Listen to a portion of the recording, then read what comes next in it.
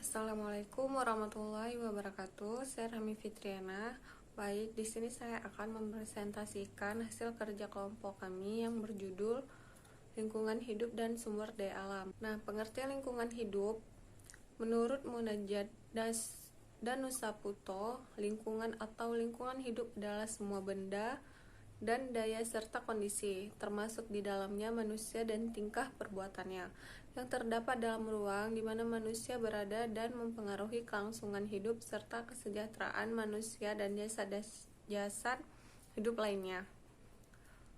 Otto Soemarwoto berpendapat bahwa lingkungan hidup diartikan sebagai ruang yang ditempati suatu makhluk hidup bersama dengan benda hidup dan tak hidup di dalamnya. Unsur-unsur lingkungan hidup. Yang pertama ada unsur biotik. Unsur biotik adalah unsur-unsur makhluk hidup atau benda yang dapat menunjukkan ciri-ciri kehidupan seperti bernafas, memerlukan makanan, tumbuh dan berkembang biak. Selanjutnya unsur abiotik. Unsur abiotik merupakan unsur lingkungan hidup yang terdiri atas benda-benda mati dan sangat berpengaruh pada kehidupan makhluk hidup. Unsur abiotik meliputi cahaya matahari, air, kelembapan, udara, suhu, tanah, dan angin. Unsur sosial budaya adalah lingkungan sosial dan budaya yang dibuat manusia dan merupakan sistem nilai, gagasan, dan keyakinan dalam berperilaku sebagai makhluk sosial. Selanjutnya, macam lingkungan hidup. Yang pertama, lingkungan hidup alamiah. Lingkungan alam adalah segala sesuatu yang sifatnya alamiah seperti keadaan geografis, iklim, suhu udara, curah hujan, flora atau tumbuhan, fauna atau hewan, dan sumber daya alam, hutan, air, tanah, batu-batuan, dan lain sebagainya. Selanjutnya ada lingkungan hidup buatan. Lingkungan hidup buatan adalah lingkungan yang sengaja dibentuk oleh manusia dengan menggunakan teknologi, baik teknologi sederhana maupun teknologi modern, untuk memenuhi kebutuhan hidup. Ciri-ciri dari lingkungan ini adalah bentuknya yang tidak beragam dan hanya satu jenis. Contoh lingkungan hidup buatan adalah jalan, perkampungan, kawasan industri, sekolah, dan taman. Selanjutnya, pentingnya lingkungan hidup. Lingkungan juga mempunyai arti yang penting dalam hidup.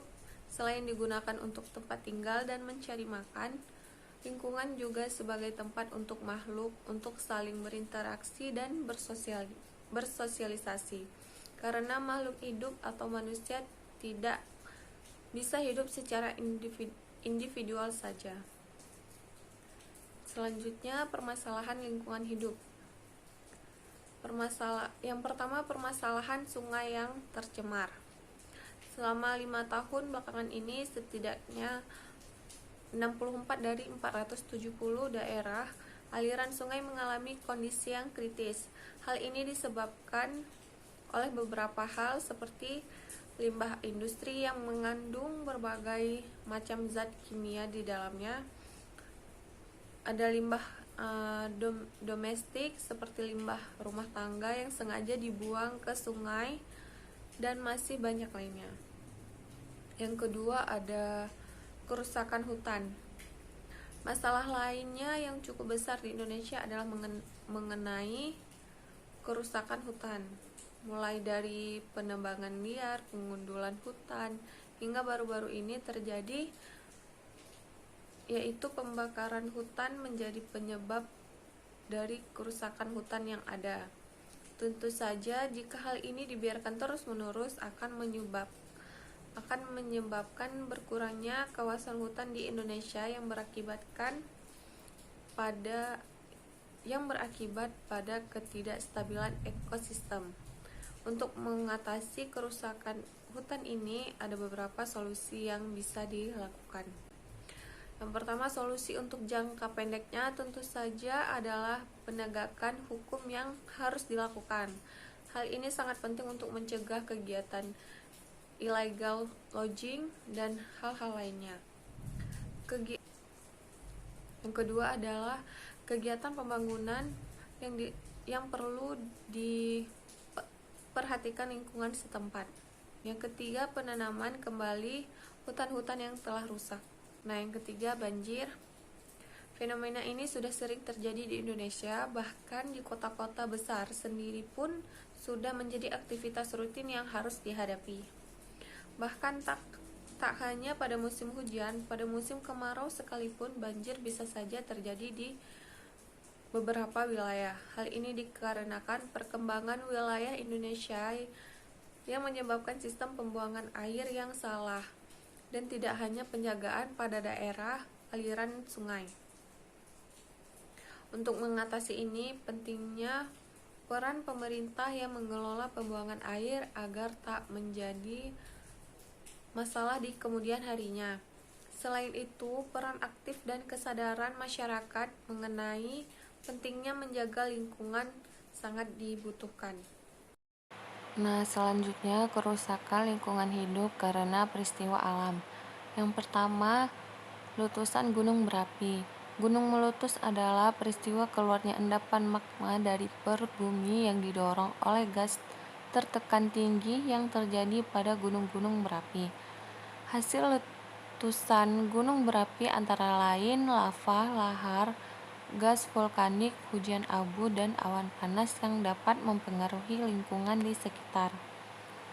Yang kedua ada gempa bumi. Gempa bumi adalah peristiwa alam berupa getaran atau gerakan bergelombang pada kulit bumi yang ditimbulkan oleh tenaga dari dalam secara tiba-tiba.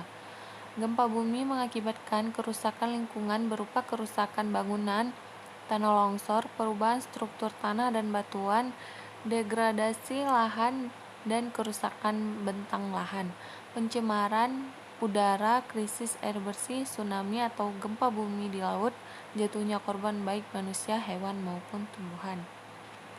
Nah, yang ketiga, angin topan. Badai, angin topan, angin puting beliung, angin ribut dan sejenisnya adalah bencana alam yang disebabkan oleh pergerakan udara yang sangat kencang yang dipicu perbedaan tekanan udara. Bencana ini mengakibatkan kerusakan lingkungan antaranya robohnya atau rusaknya bangunan dan pepohonan, rusaknya area pertanian dan perkebunan, dan tingginya ombak di laut. Selanjutnya, pelestarian lingkungan hidup.